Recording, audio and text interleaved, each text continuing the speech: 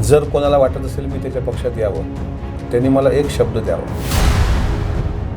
खरात बाबाचे कोण कोण भक्त पक्षामधले आहेत, त्यांनी जेवढं अडचणीत पक्षाला आणलं किंवा प्रतिमा मलिन केली तेवढं तर चूक माझ्याकडून झालेली नाही. की अजितदादासाठी अमोल मिटकरी लढला, हे चूक जर त्याची असेल तर ही चूक मला तयार आहे करायला. उद्या तुम्ही पक्षातून हाकाललं तर माझी निष्ठा मात्र अजितदादांवर काय होणार. यशाचं डिझाईन राष्ट्रवादी काँग्रेस पक्षाचं आहे, ते कोणी PR एजन्सीचं नाही. त्यावेळेस आमच्या वरिष्ठांना वाईट वाटलं. विधान परिषदेच्या 10 जागांसाठी काल महाविकास आघाडी आणि महायुतीकडून 10 उमेदवारांनी जे आहेत ते उमेदवारी अर्ज दाखल केलेले आहेत. यापैकी महायुतीच्या कोट्यातली राष्ट्रवादी काँग्रेस पक्षाची जी एक जागा होती ती अमोल मिटकरी यांची होती आणि त्या जागेवर जिशान सिद्दीकी यांना उमेदवारी देण्यात आली. त्यानंतर काल विविध चर्चांना उधाण आलेलं होतं. काल अमोल मिटकरी यांनी जे स्टेटमेंट दिलं होतं, जे ट्विट केलं होतं ते मोठ्या प्रमाणावर व्हायरल झालं. यानंतर त्यांच्यावर टीकेची झोडसुद्धा उठू लागली की पदासाठी अमोल मिटकरी जे आहेत ते अशा पद्धतीचे जे आहेत ते ट्विट करत आहेत. अशा पद्धतीने त्या ठिकाणी आपल्याला काल सोशल मीडियावर पाहायला मिळालं. माझ्यासोबत बोलण्यासाठी सध्या माजी आमदार अमोल मिटकरी आहेत. बहुत स्वागत आहे तुमचं लोकमतमध्ये. एकूण ज्या काही चर्चा सुरू आहेत त्याबद्दल तुमचं काय मत आहे? जिशान सिद्दीकींचं स्वागत. त्यांना पक्षाने उमेदवारी दिली, योग्य निर्णय घेतला, त्याबद्दल काही दुमत नाही. फक्त माझी चूक काय ते सांगा. 6 वर्ष माझं कामाचा रेट हे बघितला रेशो तर तो उत्तमच आहे, याचं मला समाधान आहे. नंबर 1, शेवटच्या महिन्यामध्ये मात्र मी सर्वात जास्त प्राधान्य दिलं ते अजितदादाचा 28 जानेवारीला झालेला विमानाचा अपघात. त्याच्यामध्ये माझी मागणी काय होती की CCTV फुटेज भेटलं पाहिजे. दादा विमानात बसताना त्यांच्यासोबत कोण कोण होतं हे महाराष्ट्राच्या समोर आलं पाहिजे. आणि दादाच्या विमानाच्या अपघाताच्या बाबतीत जर आम्हाला शंका येत असेल तर त्याचं निराकरण सरकारने केलं पाहिजे. त्यासाठी स्थगनचा प्रस्ताव विरोधी पक्षाने दिल्यानंतर ती चर्चा सभागृहात लागावी म्हणून सातत्यानं माझा हट्ट असेल. सभापतींनी ऐकलं नाही तर मी तुमच्यासारख्या मीडियासमोर येऊन कॅमेऱ्याच्या समोर बोलायचो. आणि हे होत असताना अचानक ज्यावेळेस जिशान सिद्दीकींचं नाव पुढं आलं त्यावेळेस मला वाटलं माझी चूक काय आहे.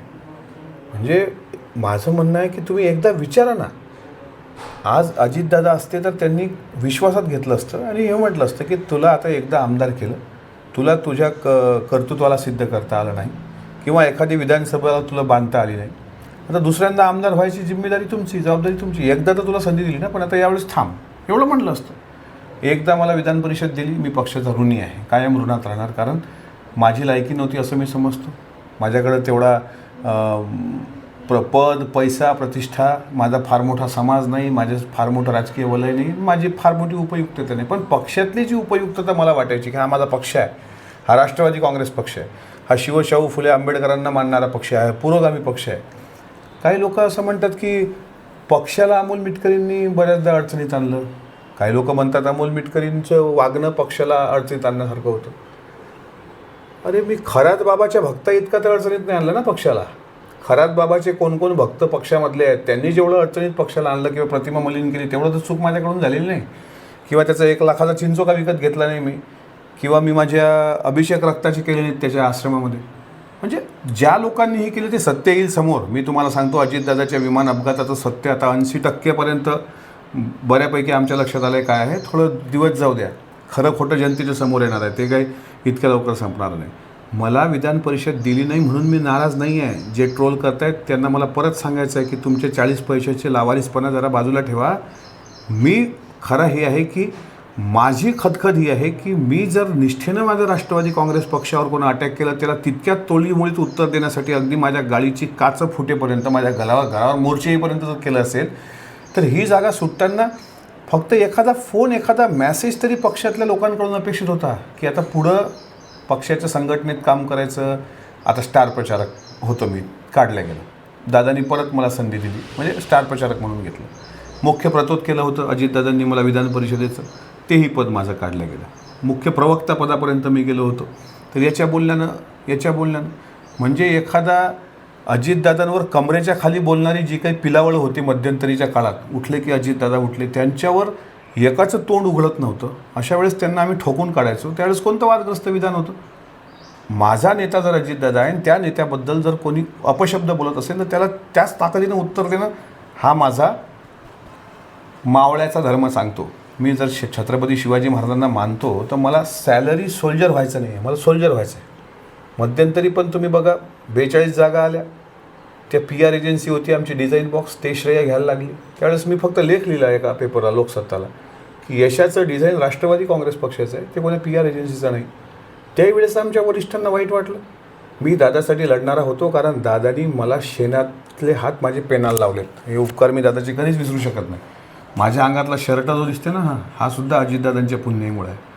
त्याच्यामुळं त्या माणसासोबत आमचं इमान मरेपर्यंत कायम आहे. 28 जानेवारीला दादा गेले. त्याच्यानंतर मला हळूहळू हे जाणवायला लागलं की पक्षामध्ये आता आपला उपयोग नाही आहे, की पक्ष आपल्याला आता तेवढं काही स्वीकारताना दिसत नाही. पक्ष आपल्याला कोण्या मुवमेंटमध्ये घेत नाही. आपण पक्षाचे सरचिटणीस होतो, कोण्या पक्षाच्या मिटिंगला नसतो. पक्षाचा कुठलाही नेता आपल्याशी बोलत नाही. पक्षाचे आमदार आपले मित्र आहेत, पण त्या आमदारांनाही काही वाईट वाटलं नाही. अहो, याच्यापेक्षा काय दुर्दैव पाहिजे. मी ज्या दिवशी सेवानिवृत्त झालो, म्हणजे सेवानिवृत्तीचं शेवटचं भाषण तुम्ही सुनेत्रा वहिनीचं पण ऐकलं असेल, एकनाथ शिंदे साहेबाचं ऐकलं, देवेंद्रजींचं ऐकलं. त्याच्यामध्ये ते झाल्यानंतर फोटो सेशन नावाचा प्रकार असतो त्या पायऱ्यांमध्ये. सर्व पक्षाचे आमदार, म्हणजे उद्धव साहेबांपासून राजेश राठोड साहेबांपर्यंत जे लोक सेवानिवृत्त झाले, त्यांच्यासाठी त्यांच्या पक्षातले 10 लोक तरी फोटो काढायला होते. मी सेवानिवृत्त झालो त्या दिवशी पायऱ्यांवर सुद्धा माझ्यासोबत फोटो काढायला कोण नव्हतं, याची मला खंत होती. त्या दिवशी मंगळवार होतं, मला आठवतं. पण नंतर मग मनाला दिलासा दिला की काही असो, एक गोष्ट महाराष्ट्र लक्षात ठेवेल की इतके आमदार 40, ज्याच्यासाठी दादांनी अनेक सभा घेतल्या, वर 8-9 आमदार, इतके आमदार असतानासुद्धा आपण प्रामाणिकपणे विधान परिषदेमध्ये दादांची लढाई लढता आली. न्याय देता आला नाही, याचं दुःख शेवटपर्यंत आहे. पण अजितदादाबद्दल आपण 2 शब्दाचं का तोंड उघडलं असेल, आपल्याला आपली अवलाद ही नपुंसक नामर्द म्हणणार नाही. म्हणजे मी तो शिक्का लावून घेतलेला नाही. मी मेलो उद्या तरी माझी आमदार म्हणून मला मरायचं नाही आहे. मला मरायचं आहे अजितदादांचा एक कार्यकर्ता म्हणून. आज पक्षातलं कुठलंही पद माझ्याकडं नाही, पण अजितदादांचा एक कार्यकर्ता हे पद माझ्यासाठी इतर पदांपेक्षा खूप मोठं आहे. बऱ्याच लोकांना वाटत असेल की मी पक्ष सोडून गेलो पाहिजे, पण माझी निष्ठा, माझ्या देवऱ्यातला देव मी कधी बदलत नाही. मी कशाला पक्ष सोडून जाऊ. तुमचं 100% योगदान असेल, माझं तर 20% योगदान असेल ना, पण असेल ना योगदान. जी हिंमत तुम्ही नाही दाखवली, ते हिंमत अमोल मिटकरीने दाखवली. परत सांगतो, मी आमदार न झाल्याचं दुःख नाही. आमदारकी येत राहील, जात राहील. पण अजितदादांचा लढा लढल्यामुळे जर हे फळ मला भेटलं असेल, तर त्याचा मी आनंदानं स्वीकार करतो. मला त्या गोष्टीचा अभिमान राहील का मला माझी अवलाद बेमान म्हणणार नाही, आणि मी कोणाशी बेमानी केली नाही. माझं इमान अजितदादांच्या पायी मरेपर्यंत कायम आहे. अमोल मिटकरींनी राष्ट्रवादीचं मुलूक मैदानी तोप म्हणून काम केलेलं आहे. अभ्यासपूर्ण तुम्ही विधिमंडळात जे आहे ते तुमचे मुद्दे मांडलेले आहेत. दादा गेल्यानंतर तर आता पूर्ण राष्ट्रवादी पोरकी झालेली आहे, महाराष्ट्रातली जनताही पोरकी झालेली आहे. आज जो काही प्रकार तुमच्यासोबत घडला, तेव्हा तुम्हाला असं वाटलं का की दादा तर पोरके करून गेलेच, मात्र परिवाराने सुद्धा दादांच्या आता तुम्हाला पोरकं केलं आहे? असं आहे की सध्या सुनेत्रा वहिनी पक्षाच्या राष्ट्रीय अध्यक्ष आहेत, आणि आजही बघा तुम्ही, बीडला पालकमंत्री म्हणून गेल्यानंतर ध्वजारोहणानंतर त्यांना हुंदका आजही आवरला नाही. अशा कठीण प्रसंगामध्ये जिथे दादासारखा नेता नसताना, त्या माऊलीचं सर्वस्व गेलेलं असताना, मी त्यांच्याकडून अपेक्षा नाही करणार, कारण त्या अद्यापही त्या धक्क्यातून सावरल्या नाहीत. पारदादा, जयदादाच्या मात्र मी संपर्कात आहे, पण त्यांचं माझं या बाबतीत बोलणं झालं नाही. मी 7 दिवस बारामतीच्या विधानसभेच्या पोटनिवडणुकीकरता बारामतीमध्ये होतो, त्यामुळे त्यांच्यावर नाराजी असण्याचा दुरन्वय संबंध नाही. मी जितका दादांशी प्रामाणिक, तितका दादाच्या परिवाराशी प्रामाणिक. दादाची नातवंड पतवंड असली तरी माझं खानदान प्रामाणिक राहणार.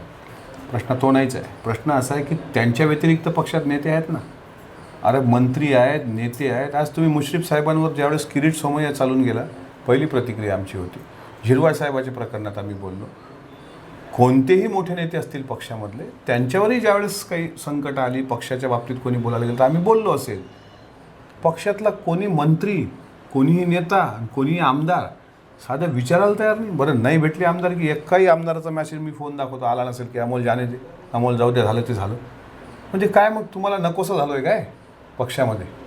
दादांच्या परिवारावर असलेलं संकट पाहता मला त्यांच्याकडून अपेक्षा नाही, पण बाकीची लोकं, आणि अशा पद्धतीनं काही लोक माघारी लूज टॉक करतात. दिल्लीतले काही नेते तर म्हणतात, अशा तर लय लोक येतात आमच्या पक्षातून, येतात जातात. अरे बरोबर आहे, तुमच्या पक्षात अनेक लोक येतात जातात, ठीक आहे, मोठा पक्ष आहे, मी काही म्हणणार नाही. पण माझ्यासारख्या आता उद्या त्यांनी जर माझ्या हकालपट्टीचं पत्र काढलं तर वाईट वाटून घेऊ नये. फक्त त्यांनी माझी चूक सांगावी ते पत्र काढण्यापूर्वी, की अजितदादासाठी अमोल मिटकरी लढला, हे चूक जर त्याची असेल तर ही चूक मला तयार आहे करायला. उद्या तुम्ही पक्षातून हकाललं तरी माझी निष्ठा मात्र अजितदादांवर कायम राहणार. आता इथून पुढे पक्षाच्या बाबतीत अमोल मिटकरांची पुढची भूमिका काय आहे? तुमचं कोणाशी बोलणं झालेलं आहे या काळात? तुम्हाला इतर पक्षातून काही ऑफर आल्या, रोहित दादा किंवा साहेब यांच्याशी काही बोलणं झालं आहे तुमचं? पुढची भूमिका नेमकी काय असेल? मी कोणाशी बोललो नाही. मला फोन बऱ्याच लोकांचे आलेले आहेत, मेसेज आले, त्यांना मी माझ्या पद्धतीने रिप्लाय दिला. राजकारणामध्ये लोक साधारणपणे ठीक आहे, प्रवक्ता आहे, बोलू शकतो, पक्षाची बाजू मांडू शकतो, असे निकष लावून कदाचित मला त्या ऑफर आल्या असतील. पण मी ना त्याबद्दल सुनेत्रा वहिनींच्या कानावर टाकलं ना कोणाशी माझी चर्चा झाली. पुढचं राजकारण एकच आहे की जर कोणाला वाटत असेल मी त्याच्या पक्षात यावं, तर त्यांनी मला एक शब्द द्यावा की अजितदादाच्या विमानाचा खरंच अपघात होता की घातपात होता. ह्या शोध मोहिमेमध्ये जो कोणी मला सहकार्य करेल त्याच्या खांद्याला खांदा लावून मी पुढं काम करणार. म्हणजे उदाहरणार्थ मरीन ड्राईव्ह पोलीस स्टेशनला आमदार रोहित पवार हे FIR करायला चाललेले असताना मी त्यांच्यासोबत गेलो. मला माहीत होतं त्यांच्यासोबत गाडीत बसणं म्हणजे माझ्या पक्षाच्या नेत्यांना न आवडण्यासारखं आहे. अनेक लोकांनी बघा रोहित पवारांसोबत मिटकरी बसला आहे म्हणजे त्याला पुढं आता माहीत आहे की त्याला आता पक्षात भविष्य नाही. मग मी रोहित पवारांच्या गाडीत कशाला बसेल? मी एकनाथ शिंदेंच्या गाडीत बसेल, कारण याच्यात भविष्य आहे. पुढं याच्यात भविष्य नाही, कारण तो पक्ष सत्तेत नाही. काल तुमच्या अमरावतीच्या बच्चूभाऊकडून निर्णय घेतला तर मला घेता आला असता, पण मी सत्तेच्या सोबत बसेल ना, बसायचं असेल तर. पण रोहित पवार ज्या कामाकरता चालले होते ते होतं अजितदादांच्या बाबतीत VK सिंगला आणि VSR कंपनीला गुन्हेगार ठरवण्याकरता FIR ते त्यांच्या गाडीत बसलो तर यांच्या काय बाकीच्यांच्या पोटात दुखण्याची काय गरज आहे? त्याच्यामुळे जो कोणी नेता आता मला फोनवर म्हणेल ना की मला बाकी तुमचे विधान परिषदा, राज्यसभा, आणखी काही कॅबिनेट मंत्रीपदं, पालकमंत्रीपदं नको आहेत, हा जो देव आम्ही देवऱ्यात रोज पुजतो ना अजितदादा नावाचा, हे दादाची अस्थी, ही दादाची खुर्ची, या खुर्चीवर 12 जून 2025ला म्हणजे आता 12 जूनला 2 महिन्यानंतर याला 1 वर्ष होणार, त्या दिवशी दादा या चेअरवर बसले होते. त्यांनी जे अस्थि कलश पक्षाकडून आले त्यातले काही अस्थि मी काढून ठेवले आणि दादा हयात असताना 5 एप्रिल 2025ला मी दादांच्या देवगिरीवरील शंकर नावाचे जे माझे मित्र आहेत, सुनेत्रा वहिनींना मी हेच विनंती केली होती की या घराच्या गृहप्रवेशासाठी मी कुठला सत्यनारायण घालणार नव्हतो ना मी कुठलं कर्मकांड करतो. तर ह्याच्यावर पण लोक ट्रोल करतात, यांनी चपला चोरला. अरे भामट्यांनो, तुमच्यासाठी ते चपला असतील आणि मी तुम्हाला चोर दिसत असेल, पण ज्या अन्नदात्यामुळं मला घर मिळालं त्याला देवाऱ्यात ठेवणं चूक काय? कॅमेरा पर्सन योगेश, मी अवकाश बोरसे, लोकमत.com, अकोला.